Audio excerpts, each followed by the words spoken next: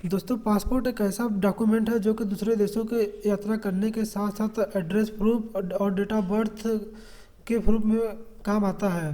Passport online apply करने के लिए बहुत से ऐसे फेक वेबसाइट बने हुए हैं जिसमें आप ऐसे वेबसाइट को देख सकते हैं, जिसमें आपको दिया है www.indiapassport.org और www.onlinepassportindia.com।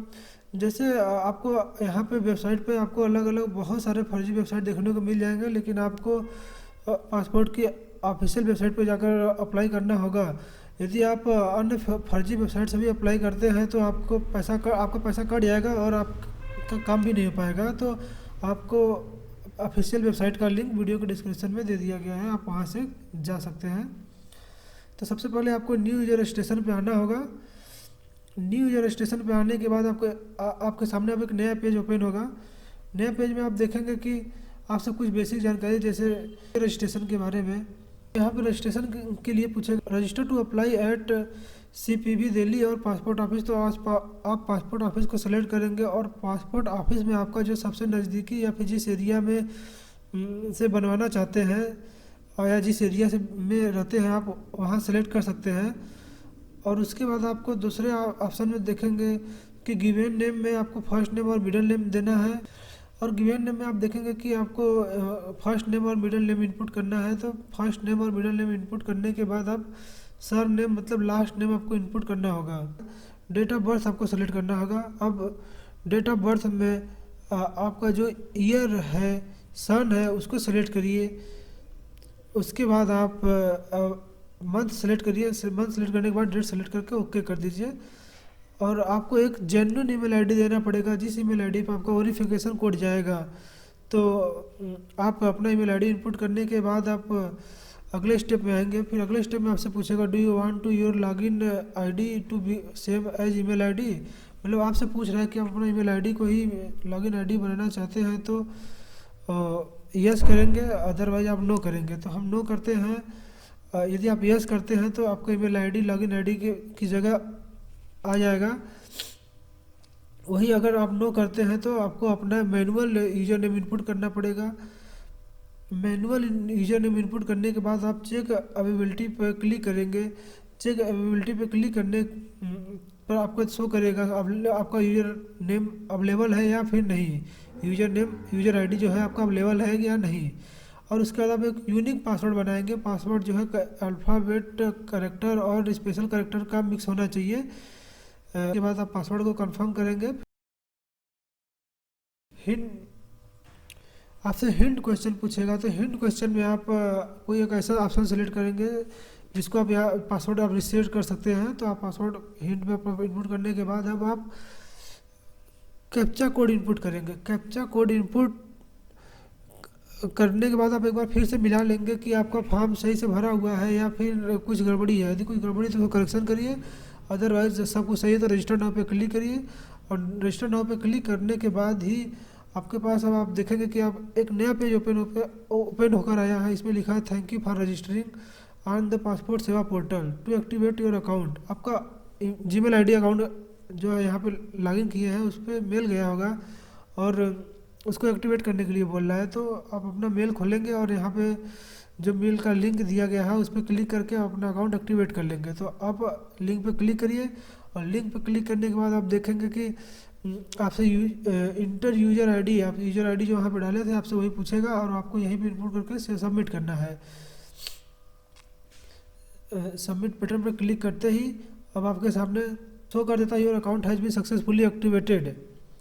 मतलब आपका अकाउंट सक्सेसफुल एक्टिवेट हो गया है। अब दोबारा लॉगिन करने के लिए आप लॉगिन हियर से क्लिक करके जा सकते हैं या फिर से वेबसाइट पे विजिट करिए और दोबारा से एग्जिस्टिंग यूज़र पे क्लिक करके लॉगिन करिए। तो आपको लॉगिन आईडी के बाद आपको अपना पासवर्ड आप क्रिएट किए थे वो पासवर्ड आपको इनपुट करना है। पासवर्ड इनपुट करने के बाद आपको अपना कैप्चा कोड यहाँ जो कैप्चा कोड शो कर रहा है वो कैप्चा कोड आपको इनपुट करना है। कैप्चा कोड इनपुट करने के बाद आप लॉगिन पर क्लिक कर देंगे। लॉगिन पर क्लिक करते ही आपका पोर्टल ओपन हो जाएगा। अब आपको यहाँ पे सारी जानकारी फिल करना है। आप देखेंगे कि लॉगिन बटन पर क्लिक करने के बाद अब आपके सामने एप्लीकेंट होम का एक नया पेज खुल के आता है, जिसमें अप्लाई फॉर फ्रेश पासपोर्ट या री इशू पासपोर्ट दिया है, apply for police clearance certificate दिया है। तो आपको पहले ऑप्शन पे आना है। पहला ऑप्शन है apply for fresh fresh passport.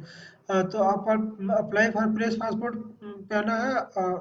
अब आपके पास दो ऑप्शन शो करता है, अल्टरनेटिव वन और अल्टरनेटिव टू। अल्टरनेटिव वन में जो होता है आपको ऑनलाइन अप्लाई करने का मेथड प्रोवाइड होता है, और अल्टरनेटिव टू में जो है ऑफलाइन का प्रोसेस है। तो यदि आप अल्टरनेटिव टू मतलब ऑफलाइन प्रोसेस करना चाहते हैं, तो इसमें से पीडीएफ फाइल डाउनलोड करके उसको मैनुअली भर कर ऑफिस में आपको जमा करना होगा, जहां आपका पासपोर्ट सेवा केंद्र होगा। अ, यदि आप ऑनलाइन अप्लाई करना चाहते हैं तो अल्टरनेटिव वन में चलेंगे। यहाँ पर click here to fill the application form online पर क्लिक करेंगे। यहाँ ऑनलाइन पर क्लिक करने के बाद अब आपके सामने आरपीओ सेक्शन का एक नया पेज ओपन होता है, जिसमें आपको अपना स्टेट और डिस्ट्रिक्ट चूज करना होता है। स्टेट और डिस्ट्रिक्ट चूज करने के बाद ऑटोमेटिक एक नया पेज ओपन होगा। पासपोर्ट टाइप आपसे पूछा जाएगा, तो अप्लाई फॉर फ्रेश पासपोर्ट पे आप टिक करेंगे। और दूसरा ऑप्शन है टाइप ऑफ एप्लीकेशन का, तो आप यहाँ पे नॉर्मल टिक करेंगे। टाइप ऑफ पासपोर्ट बुकलेट में 36 पेज यदि आप लेना चाहते हैं तो 36 पे क्लिक करेंगे। यदि 60 पेज का चाहिए तो आप 60 पे क्लिक करके नेक्स्ट करते हैं। अब दोस्तों एप्लीकेंट डिटेल में आपसे आपका नाम, फर्स्ट नेम और मिडिल नेम, गिवन नेम में पूछेगा, और सर नेम में आपको अपना टाइटल इनपुट करना है। और आपको जेंडर चूज करने के बाद अगले ऑप्शन पे आना है। अगला ऑप्शन है यदि आपको किसी और नाम से जाना जाता है या नहीं। यदि आप किसी और नाम से जाना जाता है तो आप यस कर सकते हैं, यदि नहीं चाहते हैं तो नो कर दीजिए। अपना नाम चेंज किया था तो आप नो, यस है तो यस करिए, नो है तो नो करिए। हम्म, और उसके बाद आपसे डेट ऑफ बर्थ फिर पूछेगा, तो आप अपना डेट ऑफ बर्थ सेलेक्ट करिए। और अगला ऑप्शन में आप आते हैं तो is your place of birth out of India, पूछ रहा है यदि आपका जन्म इंडिया से बाहर हुआ है या नहीं। तो आप तो यदि यस करते हैं तो आपको वहाँ का बर्थ सर्टिफिकेट देना होगा। अगले स्टेप में आपसे आपका बर्थ प्लेस सिटी या टाउन पूछा जाएगा, तो इसमें आप अपना डिस्ट्रिक्ट या लोकेलिटी कुछ भी दे सकते हैं। और उसके बाद आपको स्टेट और डिस्ट्रिक्ट सेलेक्ट करना होगा। उसके बाद यदि शादीशुदा है तो सिंगल है तो सिंगल पे क्लिक करेंगे, और मैरिड है तो मैरिड पे चेक करेंगे। तो मैरिड सिंगल पे सेलेक्ट करने के बाद हम आते हैं सिटीजनशिप ऑफ इंडिया भाई। तो सिटीजनशिप ऑफ इंडिया भाई, तो बर्थ मतलब आप इंडिया में कब से रहते हैं, तो वहाँ पे बर्थ जन्म से है तो जन्म से बर्थ पर टिक मारिए। और पैन कार्ड नंबर इनपुट करना है। यदि आपके पास पैन कार्ड है तो पैन कार्ड नंबर दीजिए, अदरवाइज नहीं है तो उसको छोड़ दीजिए। और वोटर आईडी भी है तो दे सकते हैं, वो भी ऑप्शनल है यदि है तो।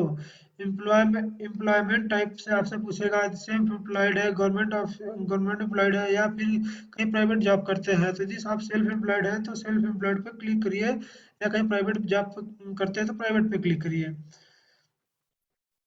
अब आपसे पूछा जाएगा either of your parent in case of minor, यदि आप 18 साल से कम है तो आप आपका कोई और पेरेंट्स के रूप में है तो उसको यस कर सकते हैं, अदरवाइज आप 18 साल से ज़्यादा है तो उसको नो करिए। अगले स्टेप में आपसे एजुकेशनल क्वालिफिकेशन पूछा जाएगा, तो यहाँ पे यदि आप ग्रेजुएट है तो ग्रेजुएट पे क्लिक करिए। यदि आपको इसमें से जो कुछ भी आपके पास अवेलेबल है क्वालिफिकेशन के हिसाब से उस पर आप टिक कर लीजिए। और अगला स्टेप है, अगला ऑप्शन है each applicant eligible for non ECR category. तो यस कर देंगे। आप जानना चाहते हैं कि नॉन ईसीआर कैटेगरी क्या है, तो इसमें आप देख सकते हैं। इस पर क्लिक हियर पर क्लिक करेंगे और यहाँ पे आपको सारा डिटेल देखने को मिल जाएगा। जिसे दिया है कि आप एजुकेटेड हैं, और उसके बाद डिप्लोमेटिक होल्डर है, मतलब आपके पास कुछ ऐसा कुछ है जो कि आप ग्रेजुएट शिक्षित हैं, तो आप ईसीआर कैटेगरी में यस कर सकते हैं। आपके पास कोई मार्क आउट का चिन्ह है, आधार नंबर यदि आप भरना चाहते हैं तो इसको भी भर देंगे। अगर नहीं है तो आप छोड़ सकते हैं। तो उसके बाद आप आधार नंबर भरने के बाद इसको टिक करेंगे, करने के बाद नेक्स्ट करेंगे। नेक्स्ट करने के बाद अब आपसे फैमिली डिटेल में आपको अपने गार्जियन का नाम, मतलब पिताजी का नाम, फिर अगले स्टेप में माता जी का नाम इनपुट करना है, और उनका सरनेम इनपुट करना है। वैसे अगर लीगल गार्जियन में जिसको भी रखना चाहते हैं तो उसका नाम लिखिए और उसका सरनेम लिखिए। अब नेक्स्ट करिए। रेजिडेंशियल एड्रेस में आपका जो भी आपका प्रेजेंट एड्रेस है उसको आप भरेंगे। डिस्ट्रिक्ट सेलेक्ट करेंगे, अपना पुलिस स्टेशन सेलेक्ट करेंगे, पिन कोड सेलेक्ट करेंगे। पिन कोड, उसके बाद अपना मोबाइल नंबर भरेंगे, ईमेल आईडी भरेंगे, और पूछ रहा कि यदि आपका यही परमानेंट एड्रेस है तो यस करेंगे, और यदि परमानेंट एड्रेस नहीं, वो नहीं है तो आप उसको नो करेंगे।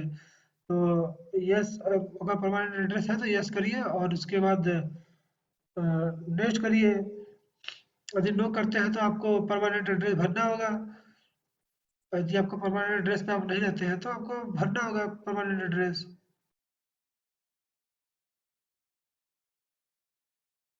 अब नेक्स्ट करने के बाद आपसे इमरजेंसी कांटेक्ट में पूछेगा। इमरजेंसी कांटेक्ट में आप उसी व्यक्ति का नंबर कोशिश करिएगा दीजिएगा कि जिसका हमेशा नंबर चालू रहता है और उस एड्रेस पे आसानी से पहुंचा जा सके। ऑप्शन दिया है, have you ever hold any identity certificate. मतलब ये पूछ रहा है क्या इसके पहले आपने कभी पासपोर्ट बनवाया था, तो इसको नो करेंगे। यदि नहीं बनवाया है तो इसको नो करेंगे। और अगले स्टेप में detail of previous current diplomatic official passport, तो नॉट डिटेल अवेलेबल। पिछला और have you इवर applied for passport, इसको नो करेंगे। अब इसके बाद अब आप देखेंगे कि अदर डिटेल आ रहा है, तो नो करना है। नो करने के बाद आपको नेक्स्ट करना है। अब आपके सामने एक नया विंडो ओपन होता है, जिसमें पासपोर्ट डिटेल वेरिफिकेशन दिया रहता है। इसमें आपका एप्लीकेंट फोटो और सिग्नेचर नहीं आएगा। एप्लीकेंट फोटो और सिग्नेचर आपके पासपोर्ट सेवा केंद्र पर ही खींचा जाएगा और सिग्नेचर वहीं पे लिया जाएगा, तब आपका यहाँ पे शो होगा। बाकी आप अपना नाम और एड्रेस मिला सकते हैं, और डेट ऑफ बर्थ भी यहाँ से मिला सकते हैं, और कुछ बेसिक डिटेल आपको इसमें देखने को मिल जाएगा। अब आप नेक्स्ट बटन पर क्लिक करेंगे। नेक्स्ट बटन पे क्लिक करने के बाद सेल्फ डिक्लेरेशन का पेज खुलता है। डिक्लेयर करना पड़ेगा कि मेरा डेट ऑफ बर्थ जो है, जो भी है वो सही है, और उसके एवज में आप क्या आईडी प्रूफ देते हैं। तो आप डिक्लेरेशन में अगर आपके पास आधार कार्ड है तो आप यहाँ पे आधार कार्ड सेलेक्ट करके आप नेक्स्ट कर सकते हैं। और उसके बाद एड्रेस प्रूफ भी है, तो एड्रेस प्रूफ में भी आप आधार कार्ड सेलेक्ट कर दीजिए। आधार कार्ड सेलेक्ट करने के बाद इसमें पूछ रहा है, अगला ऑप्शन है कि आप एसएमएस सेवा लेना चाहते हैं, तो आप उसको यस कर दीजिए। यदि नहीं चाहते तो नो करिए। तो आपको चाहिए तो यस कर दीजिए। यस करने के बाद अब आपको एग्री बटन पे क्लिक करने के बाद, अच्छा, प्लेस भी आपको भरना है। प्लेस मतलब जहाँ से आप फॉर्म अप्लाई कर रहे हो उस सिटी का या उस एरिया का नाम इनपुट करना है। डेट ऑटोमेटिक ले लेगा जिस डेट को आप अप्लाई कर रहे हैं, और एग्री बटन पे टिक करके सबमिट फॉर्म पे क्लिक कर दीजिए। सबमिट फॉर्म पे क्लिक करने के बाद अब एक नया विंडो ओपन हो रहा है आपके सामने। इसने अब यहाँ पे देखेंगे कि अब लिखा your application form has been submitted successfully. आपका फॉर्म सक्सेसफुली सबमिट हो गया है। अगला स्टेप बचता है पेमेंट, पे एंड शेड्यूल अपॉइंटमेंट का, और प्रिंट एप्लीकेशन रिसिप्ट का, अपलोड सपोर्टिंग डॉक्यूमेंट का। अभी 3 ऑप्शन आपके पास बचा हुआ है। तो पहले हम पेमेंट करेंगे। पेमेंट करने के बाद प्रिंट रिसिप्ट पे पे क्लिक करने के बाद आपसे चूज पेमेंट मेथड पूछेगा। पेमेंट मेथड चूज करने के बाद आप चालान पेमेंट भी कर सकते हैं एसबीआई की ब्रांच से, और ऑनलाइन पेमेंट कर सकते हैं। तो ऑनलाइन पेमेंट सेलेक्ट करने के बाद आपको कुछ यहाँ पे बेसिक डिटेल दिख रहा है, आप उसको नेक्स्ट करेंगे। और आपके जितने भी रिलेटेड और नज़दीकी पासपोर्ट सेवा केंद्र होंगे आपको दिख जाएगा। तो आप को जो लेना है आप उसको देखेंगे किस डेट को अवेलेबल है, और उस डेट को आपको लेना है या नहीं। तो नीचे चलते हैं हम, और नीचे आप देखेंगे कि यहाँ आपको सेलेक्ट करना है अपना एरिया।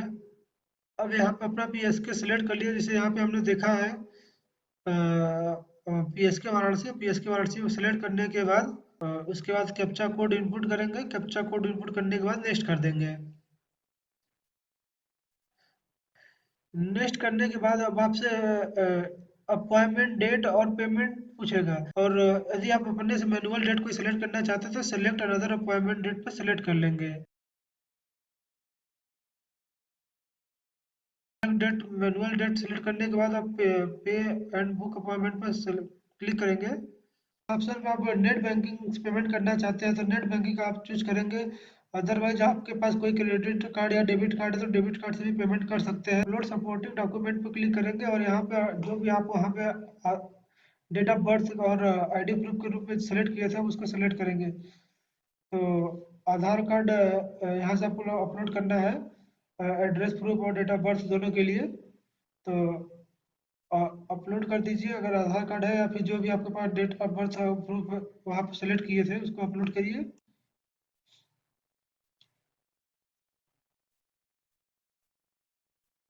अभी आप देखेंगे payment status paid not paid दिखा रहा है। ये कभी कभी ये 24 घंटा, कभी कभी ये 24 घंटा ले लेता है।